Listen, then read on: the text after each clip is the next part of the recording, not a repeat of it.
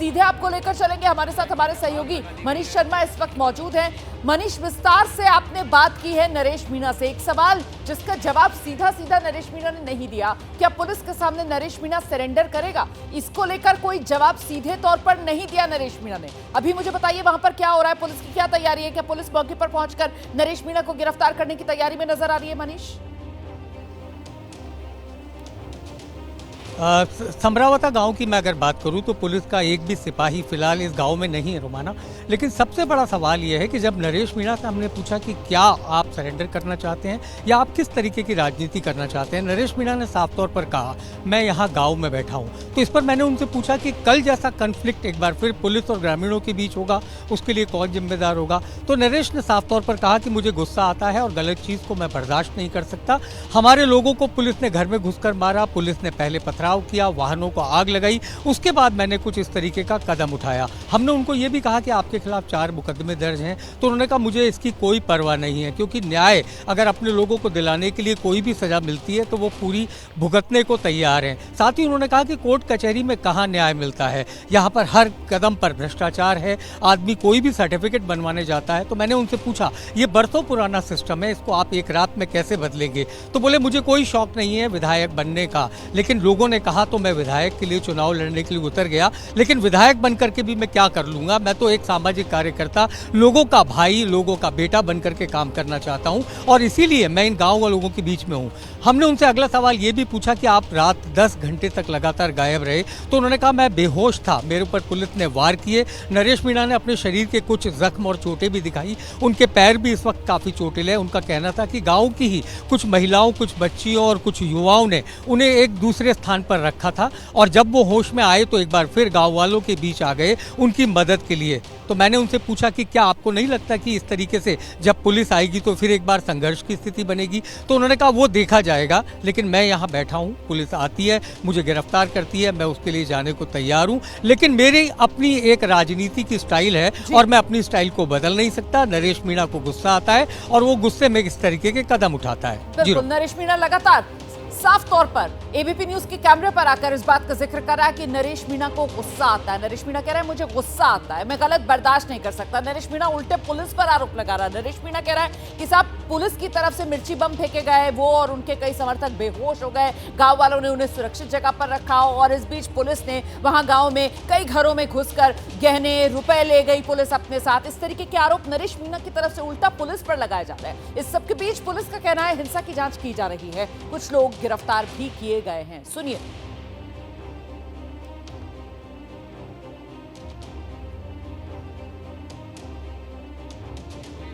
चाहे पुलिस के जवान हो,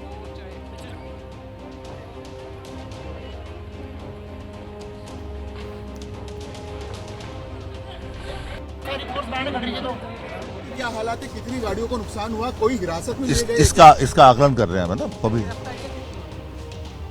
हुई है गिरफ्तारियां और दिखा देंगे, बता देंगे, थोड़े हम तलाश कर रहे हैं। और देखिए टोंक में जहां हिंसा हुई है वहां तनाव लगातार बना हुआ है। एहतियातन भारी संख्या में पुलिस के जवान भी तैनात किए गए हैं। मनीष शर्मा की एक रिपोर्ट दिखाता है।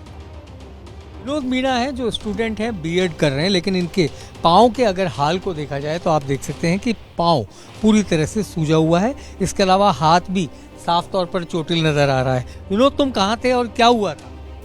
मैं छत पे था और वहाँ पर पुलिस आई और डंडे लेकर वहाँ से हमको नीचे धकेल दिया।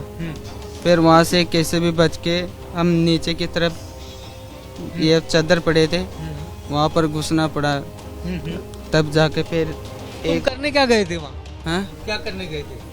हम तो ऊपर ये इधर से मोटरसाइकिल लेकर आ रहा था, मैं गांव से मोटरसाइकिल लेकर आ रहा था। इतने में हंगामा हुआ और मैं वो पब्लिक भागी नहीं, इतने में मैं तो मोटरसाइकिल तो उधर ही कर दी खड़ी। मोटरसाइकिल भी जला दी मेरी। जला दी? और तुम्हारे को डंडे से मारा? हाँ, डंडे से मारा। बाकी तुम जब थे तो वहाँ और भी लोग थे क्या? हाँ, और भी थे वहाँ पर, बहुत सारे थे। गैस के ओले चलाए, कमरे में बंद कर दिया, वहाँ से बहुत मुश्किल से निकला पाए। कितनी भीड़ थी उस वक्त यहाँ? वहाँ पर कम से कम एक कमरे में 40-50 आदमी थे और उसके अंदर गैस के ओले डाल दी उसके अंदर। तुम हॉस्पिटल? दरअसल कल रात जो हिंसा हुई है उसमें जो घायल हुए उन्हीं में से एक घायलों से आप देख रहे थे मनीष शर्मा जो बात कर रहे थे। मैं फिर से आपको मौके पर लेकर चलूंगी। मनीष शर्मा इस वक्त हमारे साथ मौजूद है। मनीष, कुल मिलाकर अभी स्थिति क्या बनी हुई है? क्योंकि एक तरफ जो आरएएस है उसकी तरफ से साफ कर दिया गया है कि जब तक नरेश मीणा पर कार्रवाई नहीं होगी तब तक वो भी अपना स्टैंड जो है वो बहुत हार्ड करते हुए नजर आ रहे हैं, और यहाँ दूसरी तरफ आप ये कह रहे हैं कि अभी यहाँ ये जो समरावता गांव है यहाँ पर पुलिस मौजूद ही नहीं है और यहाँ पर दंदनाता हुआ तो नरेश मीणा नजर आ रहा है। तो फिर पुलिस किस बात का इंतजार करेगी? एक्शन अब तक क्यों नहीं? मुझे ऐसा लगता है कि जो जनता और पुलिस के बीच कन्फ्लिक्ट हो सकता है, अब संभवत है पुलिस उससे बचना चाहती है और इसी के चलते यहाँ इस वक्त गांव में कोई भी एक पुलिसकर्मी तैनात नहीं है।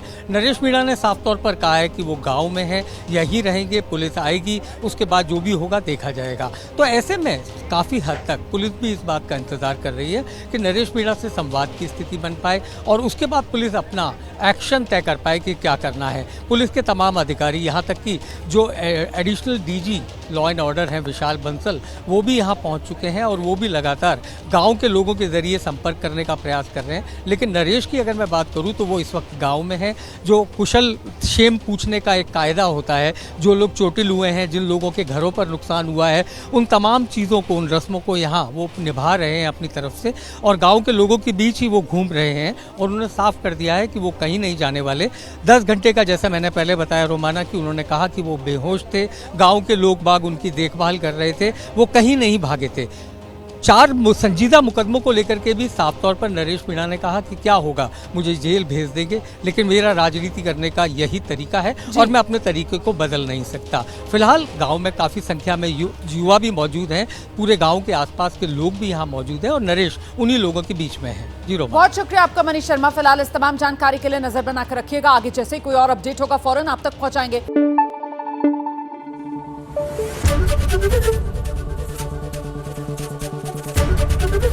एबीपी न्यूज आपको रखे आगे।